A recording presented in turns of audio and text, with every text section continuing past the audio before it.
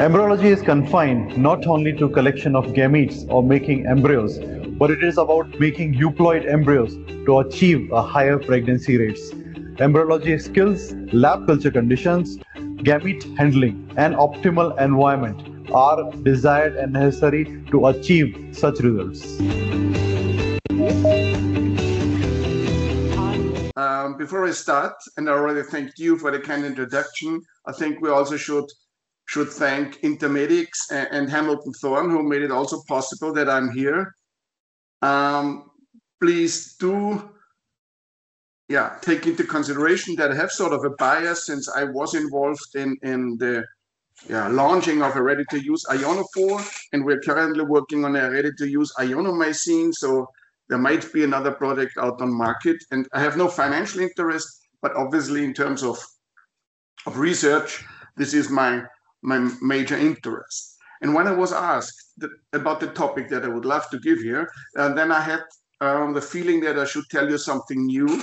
So it's not only a new indication that I'm going to talk about today for assisted oocyte activation, it should also be a new way of application of the ionophore or any other technique itself.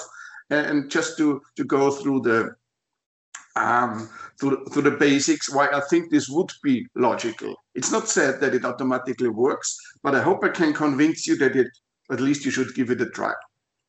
So before to do so, again, I'd like to start with a more physiological approach, meaning the in vivo fertilization, and the in vitro, the conventional IVF one, definitely needs the two gametes fulfilling all those processes that they need to be ready for fertilization. And in terms of the sperm, this is the capacitation, the hypermotility development, as well as the acrosome reaction, and obviously the Casper channel has to be active again.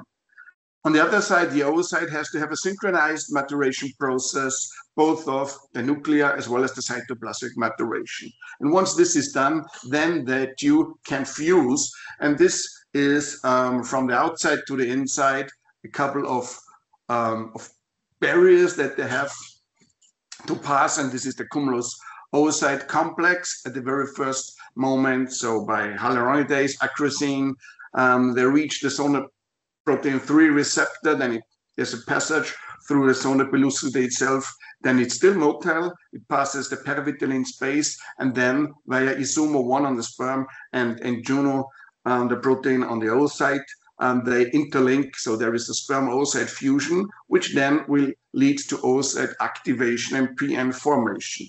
But oocyte activation, from a biochemical way of looking, definitely is complicated. So this is the in vivo situation. The sperm enters the oocyte and it brings in an oocyte activating factor, which is PLC-CEDA, the phospholipase C-CEDA.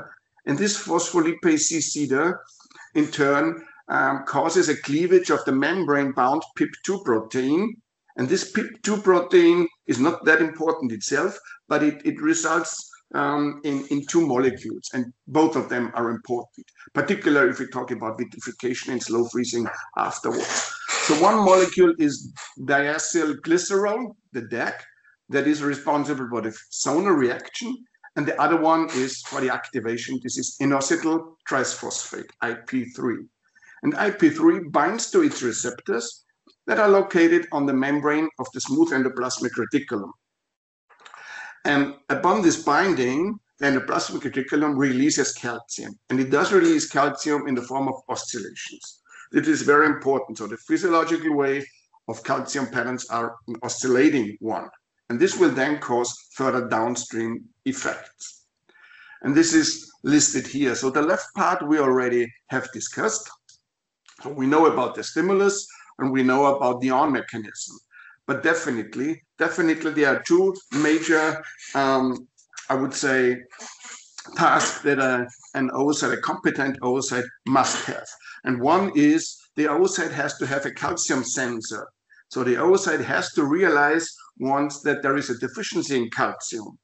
And this is done via two molecules, STIM1 and STIM2, and ORA1 So STIM1 and STIM2 are two channels located on the membrane of the smooth endoplasmic reticulum, and ORA1 is on the outer membrane of the oocyte itself within the oolemma.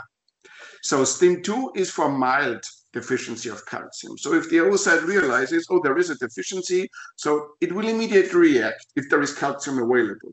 And by doing so, it switches on STIM2.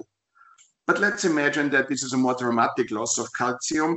And then I would say, not literally, but the oocyte gets nervous in a way, trying to really set up all those rescue mechanisms. And this is done by a STIM1 that moves to ORA1 and gets into contact with the outer membrane and then opens channels so that calcium from outside the cell can go inside the cell. So this is one mechanism a healthy oocyte has to have. And the other one is that in between all those spikes that you see around the top of this slide, between all the spikes, a calcium signal has to go back to zero, back to basis. And this can only be done if the calcium is actively removed from the cytoplasm. So at the beginning, I told you it needs calcium, but to transport a signal over a longer period of time, and it is a long time until the two pronuclei form, definitely it has to get rid of calcium. And this is done by either using those Serca pumps, meaning bringing it actively back into the smooth endoplasmic reticulum. It can also be brought into the mitochondria, and this is of particular importance for what we're going to talk about later. So if the mitochondria are not working properly, then this effect cannot be done. So, and the third way would be to actively transport it out of the cell via sodium and calcium transporter mechanisms. So these are three ways that the oocyte gets rid of calcium for a short moment, and then the whole thing starts again.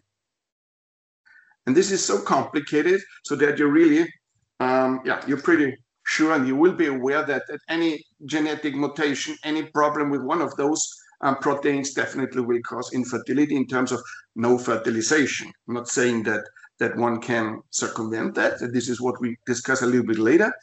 But in principle, any mutation, for example, let's say PLC zeta, the one that I mentioned, so this oocyte activating agent from the sperm, if there is a mutation, then you won't result, or activation process will not show that many cytoplasmic calcium peaks in case there are that at all.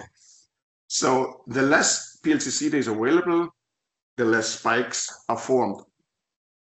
Same holds true for the oocyte.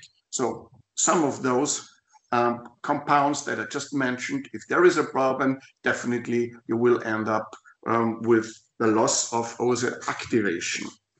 And this is a nice image, I would say, that I found in JARC.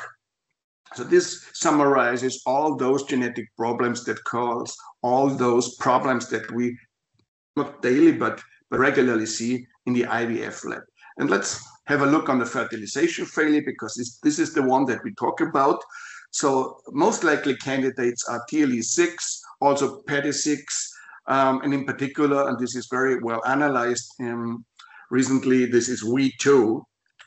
So if you have a problem with the genetics, and definitely then all the artificial oocyte activation processes in the world cannot save this oocyte. So you have to find different ways in case that there is a genetic problem with V2 or any other of those downstream effects. So I already mentioned that the calcium pattern forms, but then this reacts or acts on calcium calmodulin dependent protein kinase 2, which is the downstream molecule, I would say. And this has two effects. On one hand, it can actively upstream inhibit the IP3 receptor so that no more calcium is formed. And downstream, it causes the degradation of Me2, the early mitotic inhibiting factor, meaning that then in turn causes the very popular zinc spike. So all the zinc has to go out of the cell to allow the maturation promoting factor to degenerate, and then the oocyte is activated. And if the first molecule, the key molecule calcium, is not available or cannot be recruited, then what we could do is we just focus on the degradation of the meiotic alleviation of the mitotic promoting factor, And this is done either via Me2 or via zinc. So if you chelate the zinc, for example, and bring it or leave it less active, it can stay in the cell, but there's no role for the zinc. Then once it's chelated, and then you see without those zinc chelators, no signal at all. And once you apply them, then it's gonna work. Yeah, and RNA of the KCAM2 is also a way to do so, but this has only been done in mouse. So there are ways to activate oocytes, but please, it's not, this is for research. It's not yet found this entrance into daily IVF work. Definitely one should know whether the man or the woman is the problem, meaning the sperm or the oocyte. And the Belgian colleagues just stress that it's important to not only inform the patient about the potential consequences for the offspring, but also to tailor the treatment option exactly for this couple. And usually, if you have a problem with fertilization, they do a MOAT, which is a mouse oocyte activating test. So this is a very old form of testing it.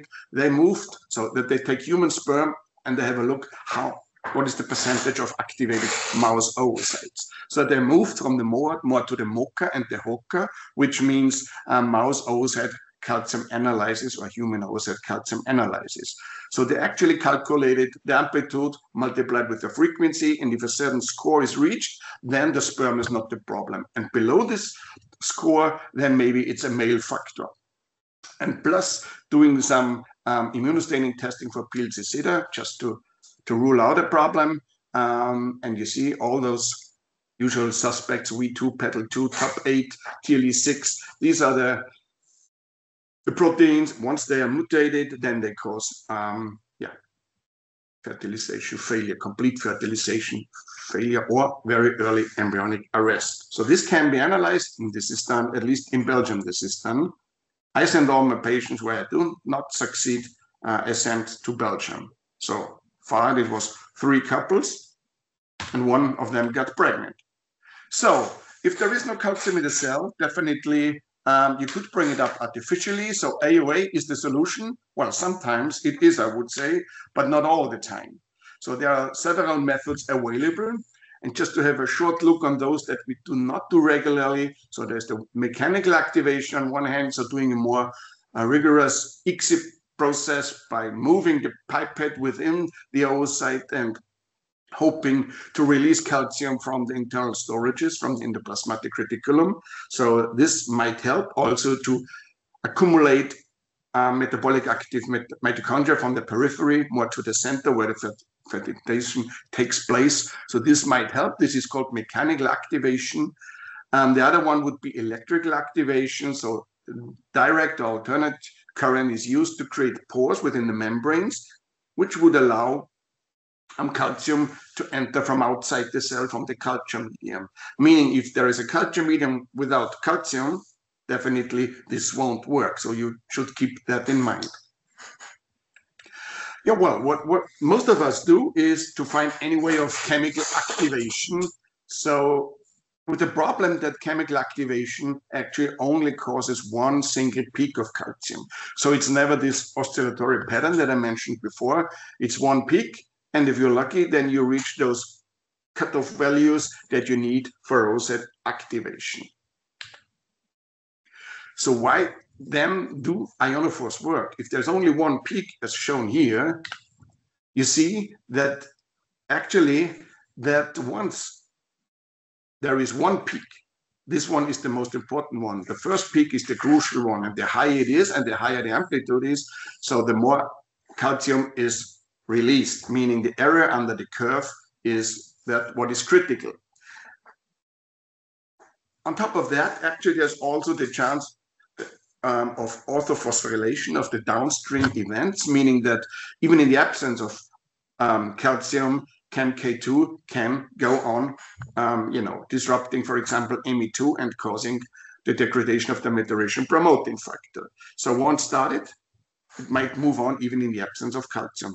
Yes, and last but not least, this is what I already pointed out. So it's the area under the curve that is important. So if the frequency is not enough or the amplitude, then it can be, along the duration of the same signal, for example, can increase the error under the curve.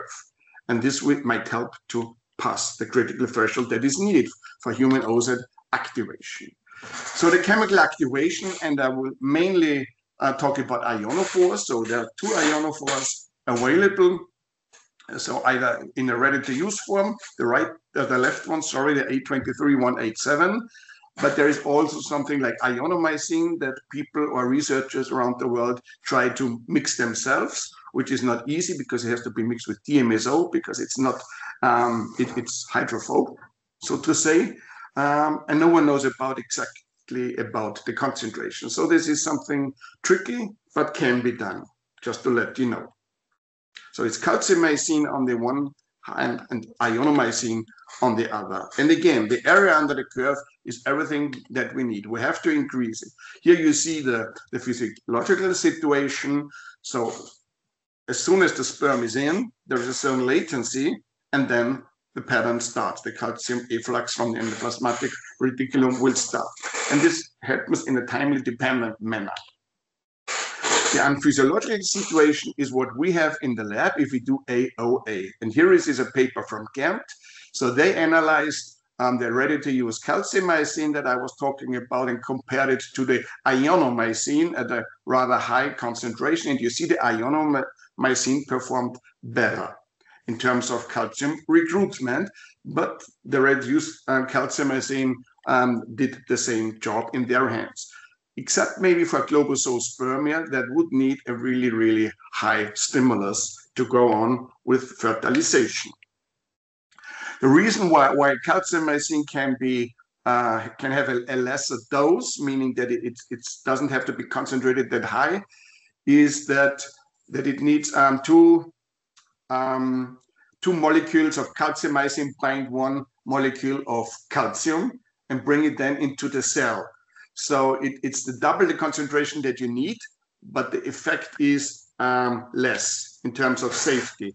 And the good thing is that the two ionophores that we're talking about, they do not enter the cell at all, because this is a really huge molecule. So what they do is they bind due to the membranes and form a complex. And so on one side, they have the calcium, and this is then sort of transferred or goes into the cell via the membrane. And then it's released, this molecule of calcium, and the calcimycin or the ionomycin will never enter the oocyte. So this should be safe, at least. But we'll come back to that a little bit later. This is an interesting thing because obviously the ready-to-use ionophore is mixed in GM501 calt, which is a basic medium of the same company that has a lot of calcium in it, just to give them at least a chance that the calcium goes from the medium inside the cell. And you see here from a mouse model that in this case ionomycin concentration over a certain threshold shows no benefit. Then this means you can actually over-concentrate an ionophore. It has no effect, but maybe the concentration itself might harm. So it's very important to rely on a product that is certified, I would say, at least that is produced under standardized conditions. Yeah, and if the medium outside is calcium-free, obviously there's no blastocyst formation because there's no calcium coming from the medium into the cell. And for humans, they did the tests with a couple of media, Vitrolife, Quince, and Cook media, and they've seen that there is a concentration where ionomycin is not effective. And yeah, that's, I think, the most important thing to know, except the fact that the more calcium is in a medium, the better will be the result. And obviously, Vitrolife had more calcium available than Quince medium, as you can see here from the table. So this definitely has something to do. Yeah, the risk of choosing an ineffective or even harmful concentration of an ionophore definitely is realistic, I would say. So that's why I would rather rely on products that did a lot of testing in a mouse model. This is the ready to use, the only slide I have on that, just to show you because I do all the troubleshooting with this product, and I would say 9 out of 10 times it's a problem of the embryologist, I'm afraid. So actually one should spread the experience that we have with those products. So if it said ready to use, you should not dilute it 100 times that I've seen in the past. So obviously there is no effect at all if you dilute it that often. So this is the way it is recommended to be applied, meaning right after ICSI, you go into the bath of ionophore for 15 minutes, then you add 3 washing steps, and then you go back to culture as usual. And you can do that in micro droplets if you want. And the leaflet of the company further says you should agitate it before usage. That's for sure important, because a gradient might form if it's in the refrigerator for, I don't know, a couple of days or weeks. Definitely a gradient might form, so you better use your pipette to mix it before you use it. The pre-equilibration time of 4 hours definitely has to be in a CO2 incubator, so it's not Hepes mops buffet. Heating and alone is not enough. You need CO2. Well, and then they say it's not important to use mineral oil because it's only 15 minutes exposure time. Well, I always recommend the use of oil, definitely, to protect it, not only to avoid evaporation. So these are some tips and tricks. Yeah, smaller volumes is possible. Sometimes that's what I realized, that there are differently coated dishes, and at some dishes, the embryos or the oocytes in this case, they get, it seems that they stick to the bottom of the dish, but this usually has nothing to do with an ionophore, because this is a problem of the plasticware that people use sometimes. So all you have to do is to change the dish into a different type of dish, and then it's gonna work. So what else would affect activity of an ionophore? So obviously it's exposure time. It's the number of exposures that you do. It's a concentration of the ionophore, but please keep in mind there is something like a lethal dosage.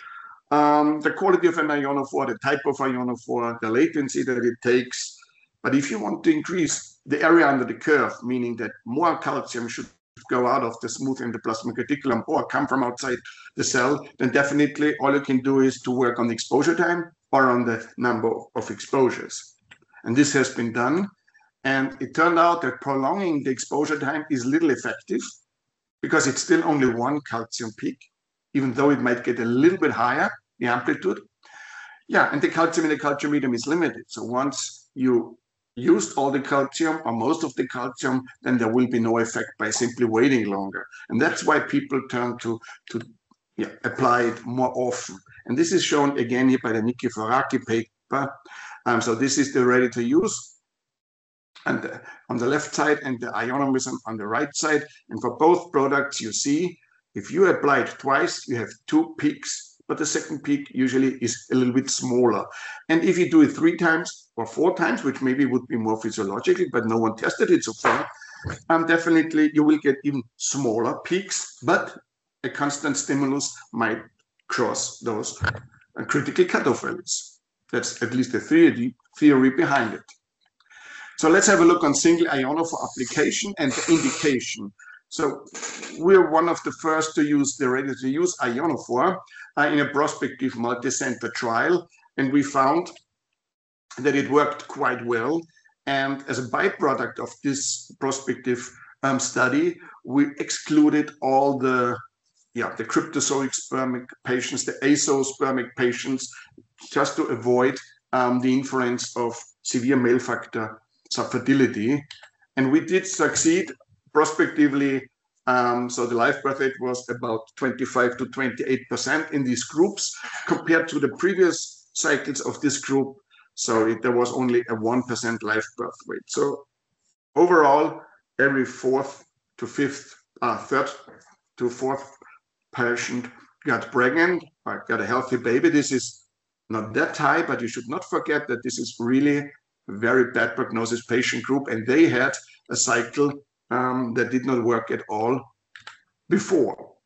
For those that failed with a single application, we then did a double application to more mimic the way the process that the Ghent group does, because they use twice ionomycin plus a direct injection of calcium chloride. For our region in Europe, for the rest, the German-speaking part, it's too invasive. This is not allowed. But what you could do is to use the ready-to-use ionophore twice in a row with a 30-minute break in between. And we did so, and we found a live birth rate of 38% in this group. So this is those that did not work with one-time application of ionophore. So there was still room for improvement, and we could sort of identify the very, very problematic cases. So if you then try to wrap up what we did, so we had a conventional ICSI cycle, the second cycle was a single ionophore treatment, and the third one was a double ionophore treatment, then you see that at the end, we ended up with 43% live birth rate cumulatively. Again, not that high, but definitely hardcore patient cohort, I would say.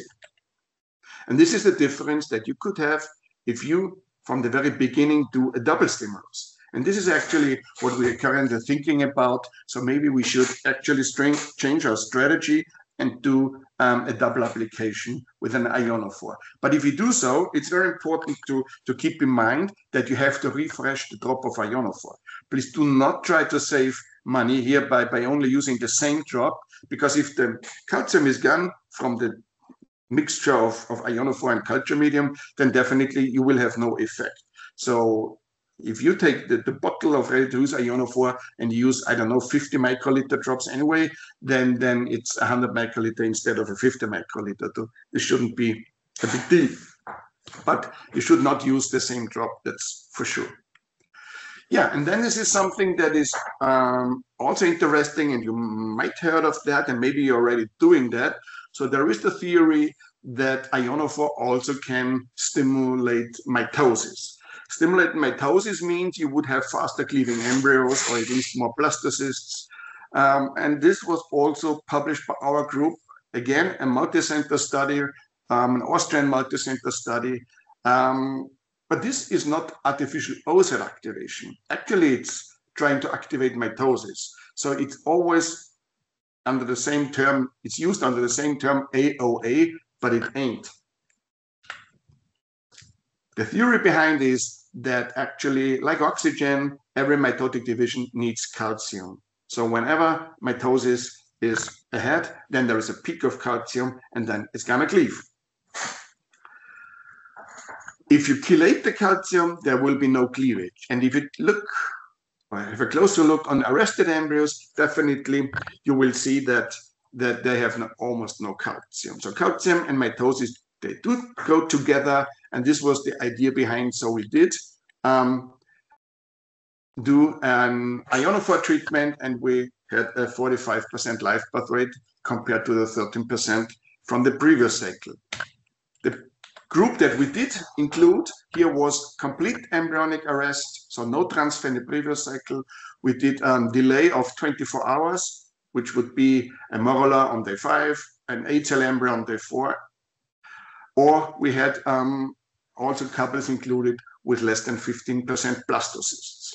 So all three could have to do with what we call developmental problems, but it's a very weak term, I would say, because we just focused on those that have mitotic problems in a way, which is either arrest or delay. So this is our paper. We did apply it at oocyte state, just as we do for artificial oocyte activation. And the reason for that is that our ethical votum, they said if it's published to do it right after ICSI, then you have to do it right after ICSI, even though we aimed for a completely different effect. So the optimal time maybe would be day 1, as published by this Egyptian group. It did work, or even on day 2. So this Chinese group, they did apply an ionophore on the 2nd day, and they could rescue a cycle, or a couple of cycles that had problems in the past with complete embryonic arrest. So this is something that you should keep in mind. Other authors tried to repeat it, but it didn't work. So they are here are highlighted in red. In other groups, it did work. And the problem with all those techniques is that what they call maybe developmental problems is not what I would call developmental problems. For example, the Belgian paper, Matthijssel et al., they used an ionophore if the quality was B or BC, meaning that there's a lot of fragmentation in the embryo. And please keep in mind, no way that an ionophore will ever improve the quality, the morphology of an embryo. So this was a completely, erroneous behavior, I would say. So I would really, just to let you know. But one thing is for sure, it will never work if there's a genetic predisposition. So if there is a mutation in the oocyte, then no calcium in the world can be recruited via oocyte activation. So this brings me to the indications before we start with the new indication. So complete fertilization failure in the previous cycle means 0% fertilization. Definitely, it's no way to do ICSI again and again end up with 0% fertilizations. Another indication would be less than 30% fertilization rate in the previous cycle. I've also read of 25%, so it's up to you to decide which subgroup of patients you would actually use AOA in, dependent on the fertilization rate of the previous cycle. Yeah, and for sure, severe male factor asexual This has been proven by our group, but also by a lot of other groups. A Turkish group used it in frozen sperm. So personally, I don't see any reason to use AOA for frozen sperm.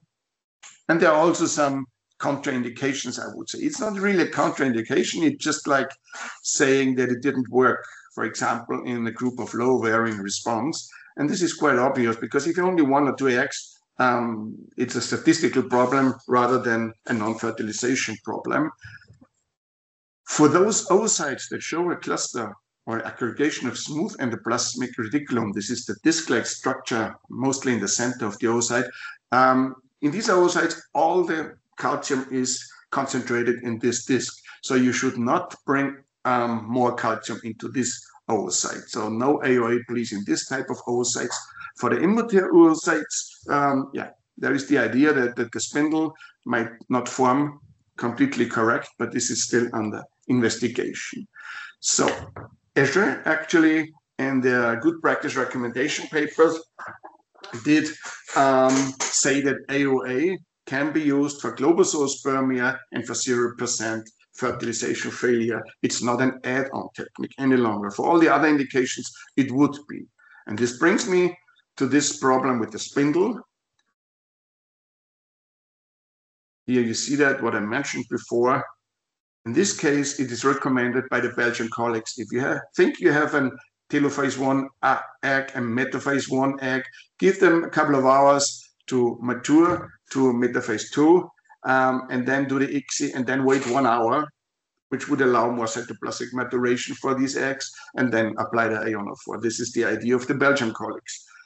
So, cryopreserved oocytes. Why the hell should we apply with AOA in this oocytes that actually do fertilize, that do make it to blastocysts, that do make pregnancies, but the percentage is rather low, as we know.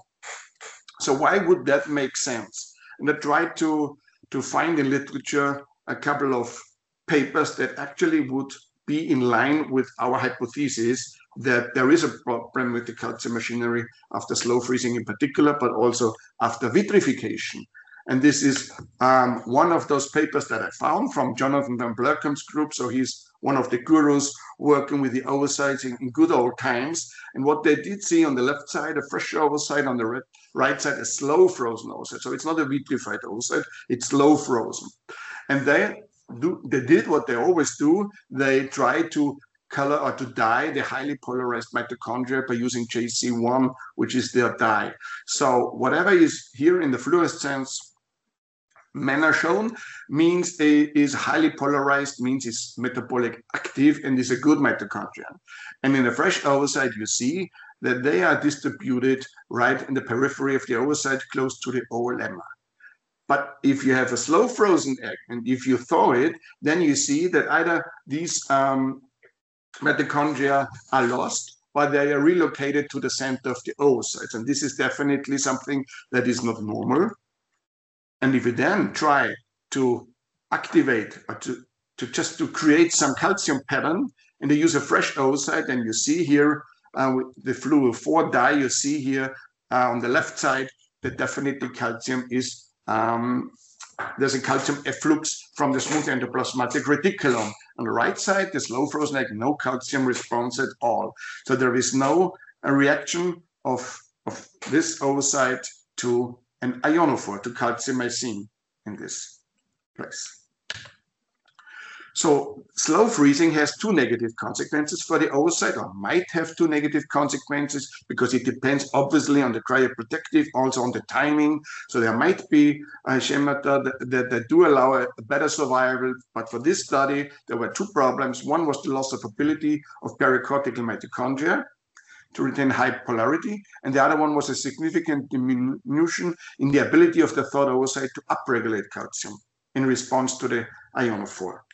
So definitely not normal. And obviously, none of us is doing slow freezing of oocytes. I would expect most of us do rely on vitrification.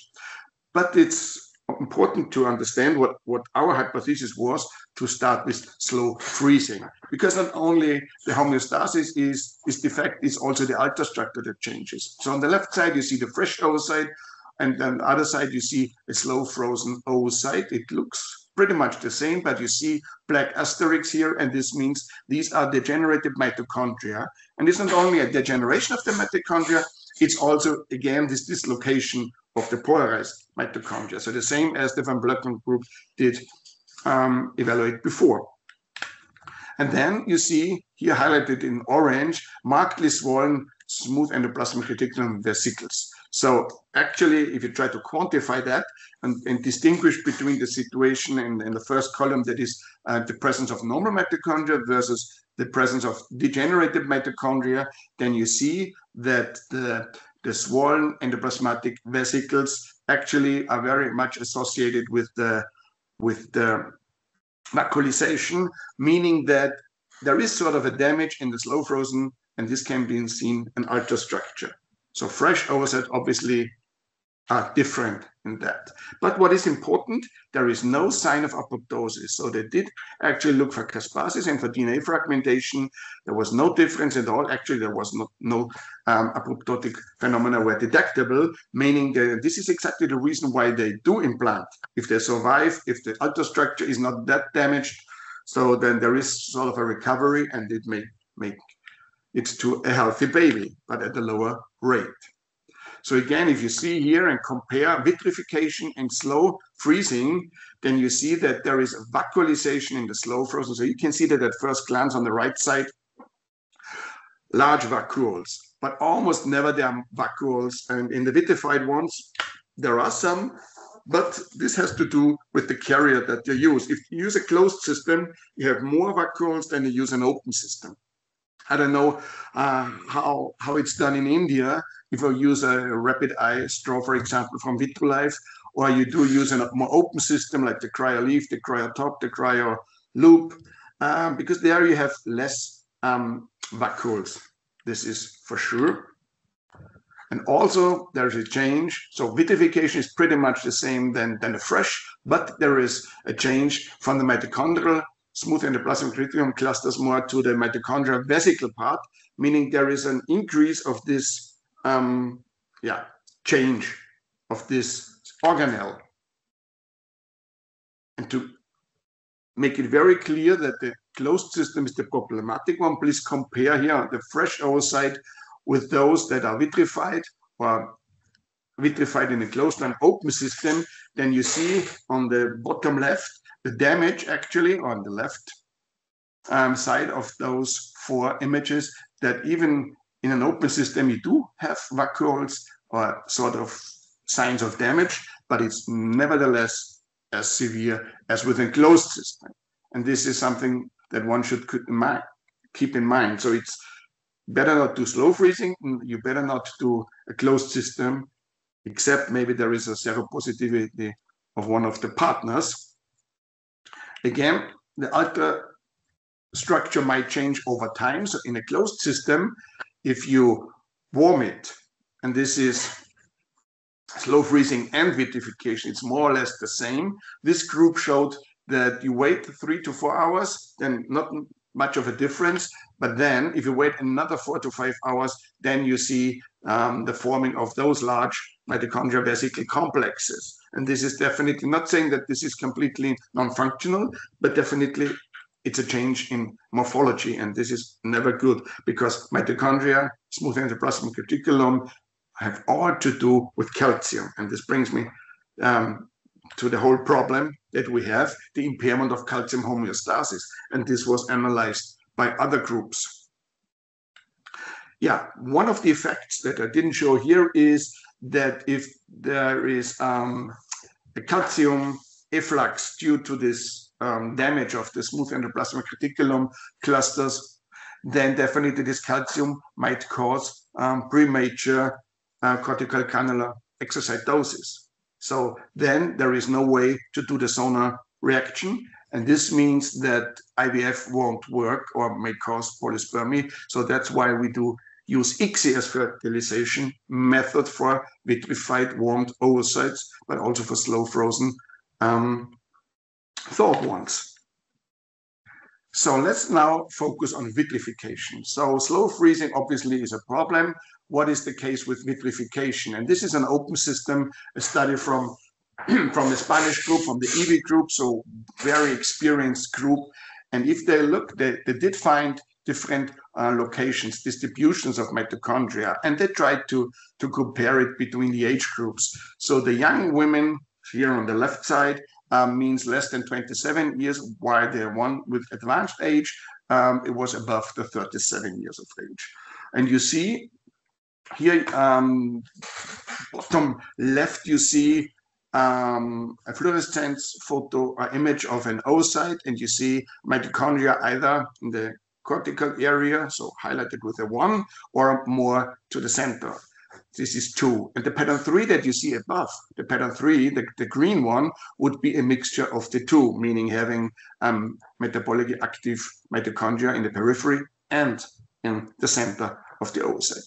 And the only thing that I see here is that you have this brownish, this red brownish pattern 2 coming up, meaning mitochondria that are metabolically active move from the periphery to the center. And this is exactly what we have seen before. So this is what one would expect, to be honest.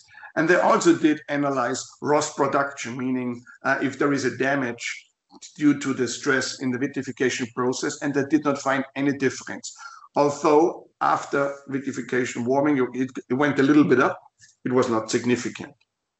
But what was significant was the FAD-NADH ratio. So these are those autofluorescent, whatever is the word in English, molecules that are actually used by Dennis Zucker's group for doing this lifetime imaging, for example, for the FLIM analysis, and they actually reflect the cytosolic or the mitochondrial oxidative metabolism. And this ratio is significantly increased after vitrification. So vitrification changes this ratio, and this could be seen as a prediction of an increase in ROS production and can result in decreased ATP levels and decreased oxygen consumption. So stress for the embryo, not good at all. So vitrification is also not that safe, maybe. So now my screen is not moving. To the next slide.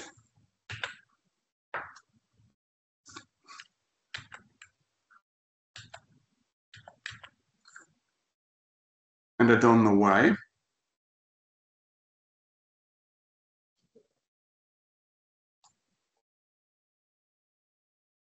Probably it must have hanged, it seems.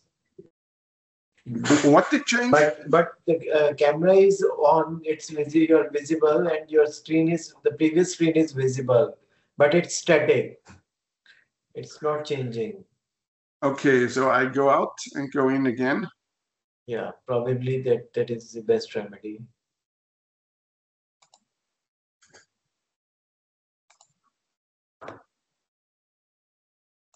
Yes, we can say the same screen. Okay, so I think I was somewhere here. Can you see it? No, it's the same. Yeah, now we can see this. Okay, good. Yeah, thank you. So this Italian paper is also a very important one because they compared the fresh oocytes with the vitrified ones and also with slow frozen ones. And again, here you see that in the fresh oocyte, you see the pericortal cytoplasm has lots of those granules that are needed. It's almost not seen in slow frozen oocytes. It's devoid of organelles, and this has to do, as I tried to point out earlier, with premature exocytosis of those cortical granules due to a spontaneous and transient calcium peak. And they think it was caused by either the cryoprotectant or the cold itself. Here, just the proof, quantification of what they have seen. So now that we know that vitrification maybe is also a little bit different than a fresh oocyte, then let's have a look on the calcium response of these cells to see whether cryo damage actually alters the calcium dynamics at oocyte activation. So what they did, the same Italian group, they did apply our A23187 calcimycin to fresh and cryopreserved oocytes. And what they have seen is the fresh one is the one that you can see highlighted with the black dots or whatever this is. So for vitrification, it was a little delay. That was all. The rest was quite similar, but the problem was with slow freezing. With slow freezing, the calcium did never come back to zero, or not in the expected time. And this means a slow freezing egg, and really this is a lot of science that say we should never ever slow freeze oocytes again. This means that when you have in mind what I said at the very beginning, there is no way of getting rid of all this calcium if it's still always available. So the ability to recover to basal levels is compromised. And this might have to do with mitochondrial structural degeneration because they are degenerated. And this might cause a complete loss of functionality. And if the mitochondria are not functioning well, then they cannot take calcium in, for example, and that's why they don't go back to zero. And this is certainly a problem. Let's have a look on actually the calcium pattern. So this is a mouse model. Again, the Belgian group, what they did is they took human sperm, brought it into mouse oocytes, and then they measured the calcium or the area under the curve, for example, in a fresh oocyte and also in the vitrified warmed one.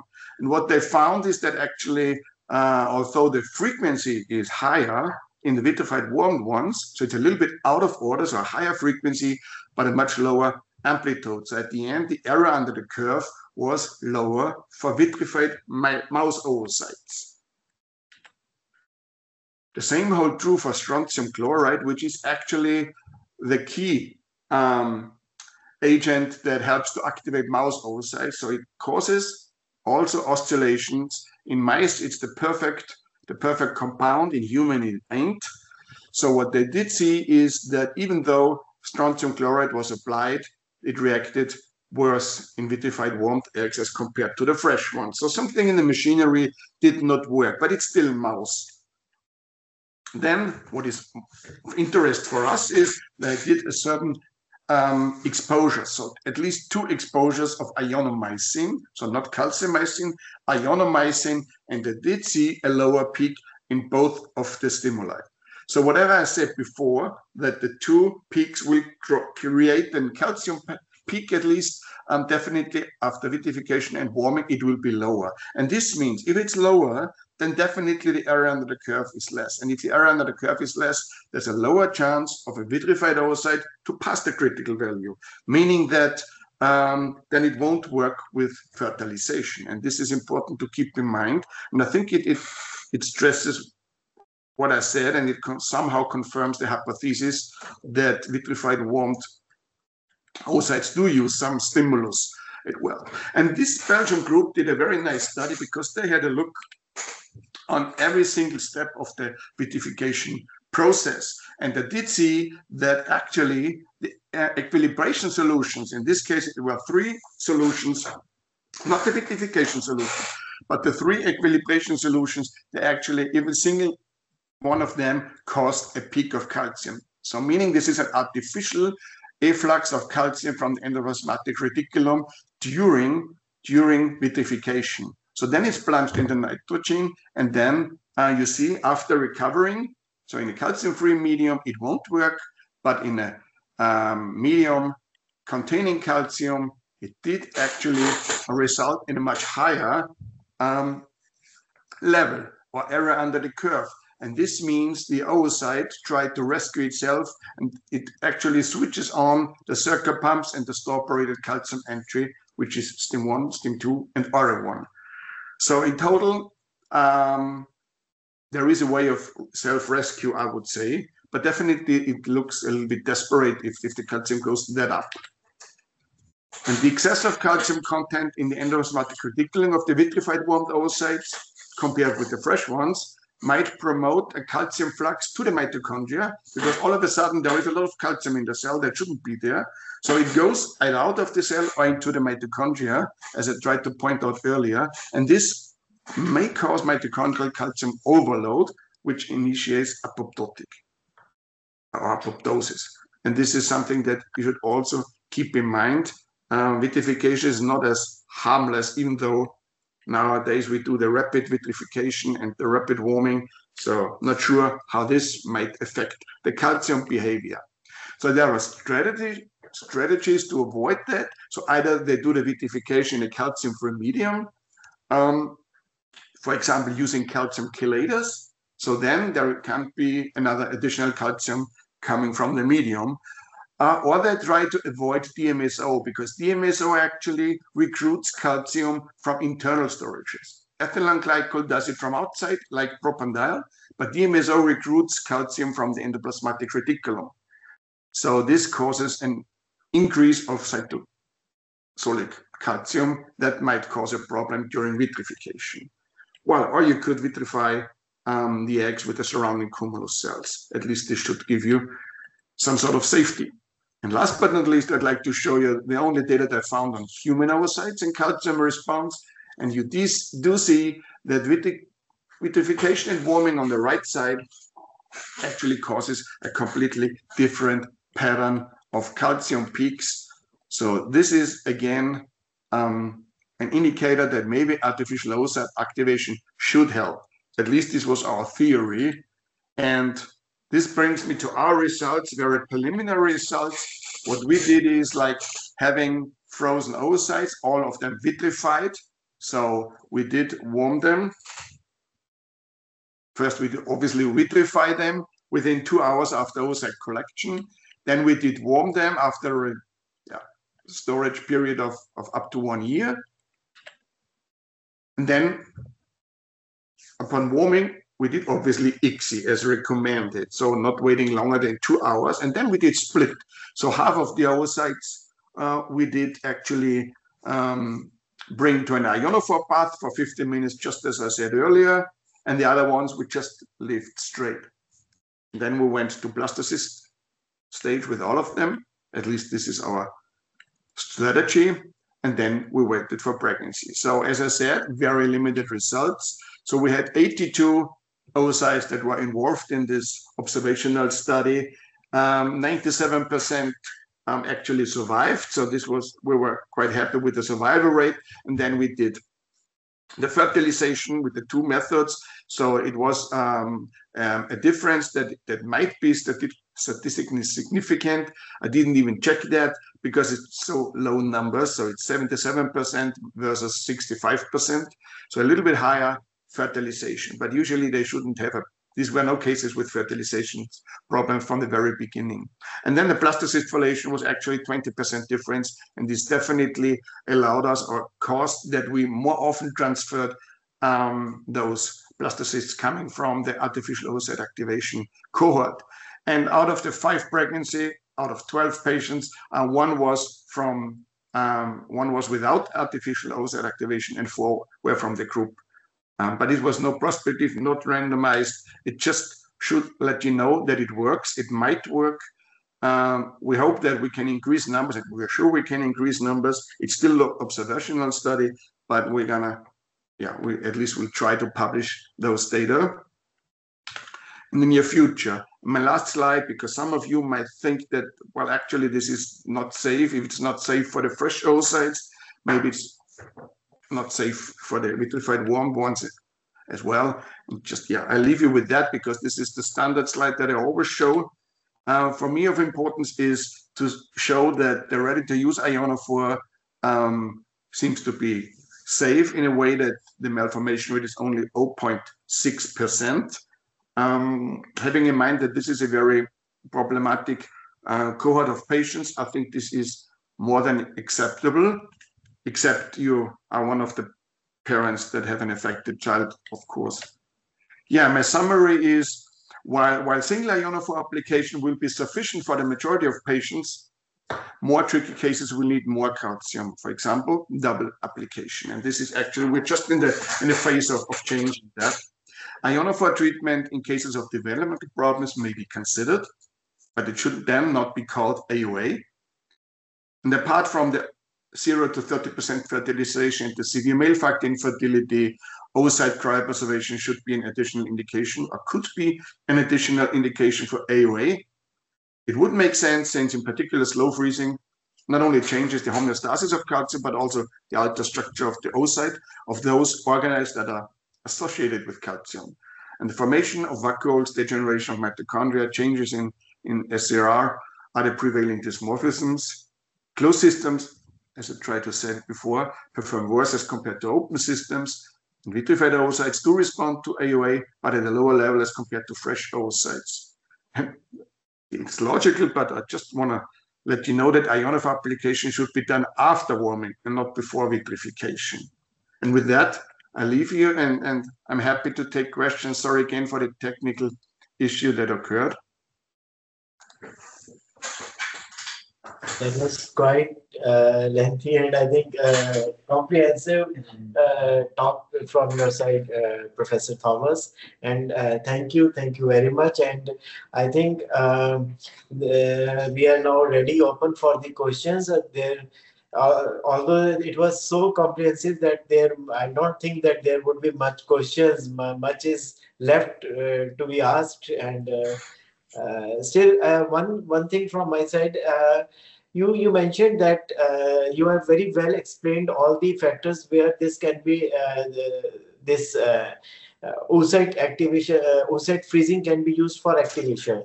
So my question is, can we think it as a first line of treatment any time, maybe in future? Can this be accepted as the first line of treatment? Well, this is a very good question indeed.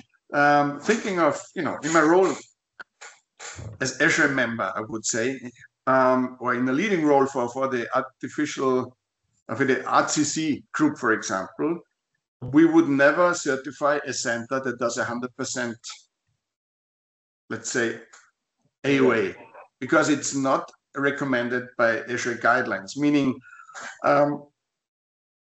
from a biological way of thinking, I think it would make sense to do so, at least for the vitrified eggs. But in principle, we have to go a long way down the road, publish data, do all the checking. So a lot of work has to be done before I would sign that. But in principle, okay, it would make sense. Right. And Professor, although you explained it very well, but there is still some doubt. So what is the correlation between rapid open vitrification and oocyte activation? What exactly you wanted to convey? Well, the problem with the closed system, for example, is that the warming rates are not as high as with the open system when there is direct contact between the nitrogen and the isolation layer is much smaller. So the survival rate in principle nowadays is the same because people know how to work with the open system. So you have an open system that gives you the same survival rate as the closed system. The thing is, what they don't see the ultrastructure, they don't see the homeostasis. So at first glance, it may look normal, but maybe it ain't. So this actually is what those two papers found. So I have no experience at all with open systems because as long as no one is forcing me to use a closed system, I will never use a closed system. So I always go for the open system. And that's for sure. And then the effect of an artificial oocyte activation will be the same for the open system as well for the closed system, of course. The thing is that the closed system eggs might be harmed from the very beginning, and you don't see that. That's the difference, I would say.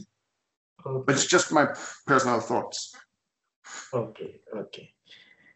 And anything else? And one more question, Professor. Like you explained, you gave an example of severe male factor infertility, like globozoospermia. You talked about globozoospermia.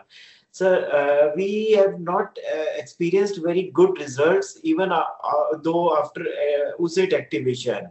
So do you think that this freezing of oocytes can really help such cases? Actually not. I mean, globozoospermia is like I think there is no sperm donation in India. Right. It's not allowed. No, that's allowed. Oh, that's allowed. Okay. That's because allowed. This would be the first solution, I would say, is to use different type of sperms.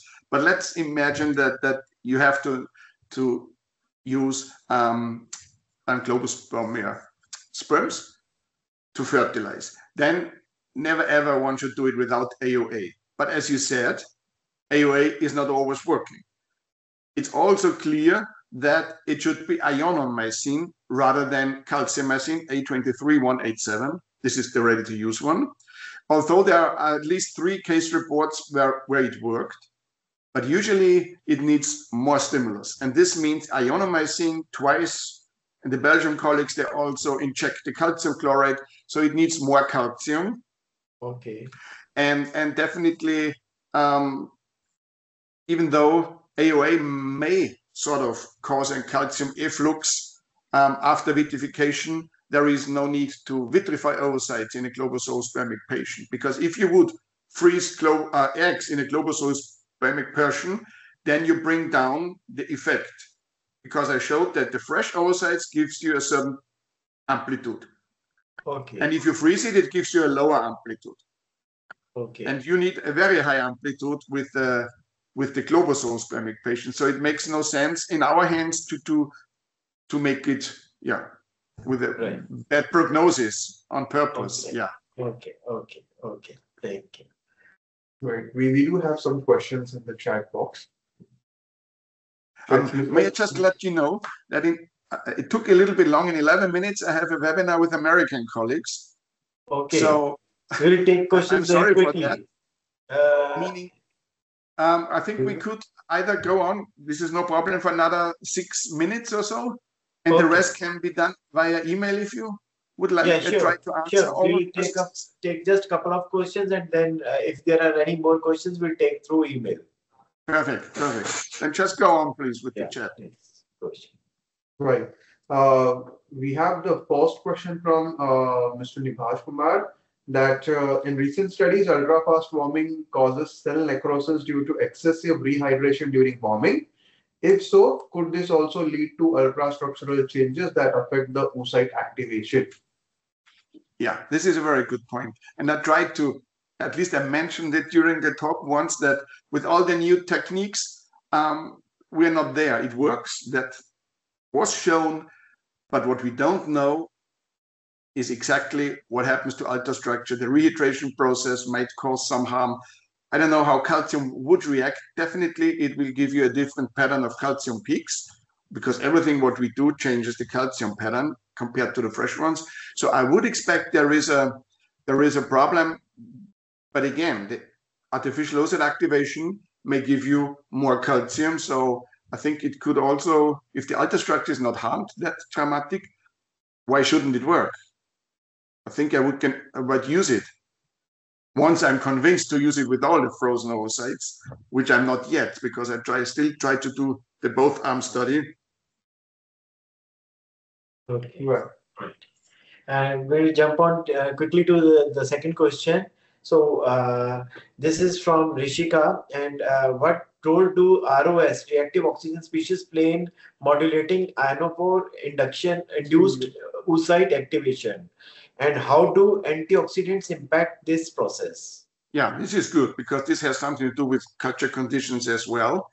So every stressor, and I consider slow freezing and vitrification as a stressor, that may cause phosphorylation of stress adapter molecules that then go into the mitochondria, and then ROS are formed on the inner membranes of the mitochondria, and then they leak into the cytoplasm. And in the cytoplasm, they sort of attack DNA, causes DNA strand breaks, and if they attack the telomeres, for example, then you have senescence, so the embryo stops development, and that's why all those cryoprotection techniques, they harm mitochondria in a certain way, and if the mitochondria are harmed, I'm sure that a lot of ROS will be produced that then might harm the DNA in turn. And all those, let's say vitamins, for example, the antioxidants that you bring into the culture media, that definitely will have to avoid that or to keep it at an acceptable level for the oocytes, yeah. And again, if you then do artificial oocyte activation, since the ionophore does not go in, the best thing is it increases calcium, and then it'll help. And if it doesn't, then it won't cause a harm, I would say. Okay. And the next question is from Disha Shetty, and she's asking, can AOA be done for IBM oocytes, and is it beneficial?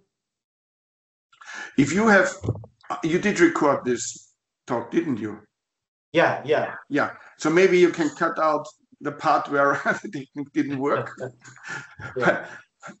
Just in case. And there was one paper, the one on with the human eggs, the one from Nikiforaki. If you go to this paper, she clearly shows all the patterns with the in vivo matured eggs from GV to M2, from M1 to M2, plus the vitrification thing. So whatever we do in the lab, they show how it reacts, or how it causes different calcium fluxes. Because by heart, I don't know it, but it changes, of course. Mm-hmm. And maybe Naval, you can just ask one last question. So, So it's like it's a practical question, because there is one which regards to phospholipase zeta also, but it may require more time. We will mail you that question. The last one can be a shorter one. It's a practical one. Is there any time of exposure of oocyte after ICSI between the teratozoospermic and globozoospermic samples? Yeah, that's good. The only reason to wait longer after ICSI, the only reason is to give the oocyte time to fulfill cytoplasmic maturation. So this is for spindle problems. It's good to wait 1 hour. Okay. But for globozoospermia, it won't make sense to wait longer, in my opinion, because the oocyte I would consider to be mature, M2, normal, and then no need to wait longer, because then the other extreme would be in vitro aging of the oocyte, which we also do not want. So yeah, it's a tricky thing. The optimal timing, I don't know, but the hypothesis is not to wait. Okay. With this, I think we come to an end for today's session. Thank you very much, Professor Dr. Thomas, for giving such a wonderful talk on oocyte activation, as well as the correlation between oocyte freezing and oocyte activation. And thank you. Yeah, thank you very much.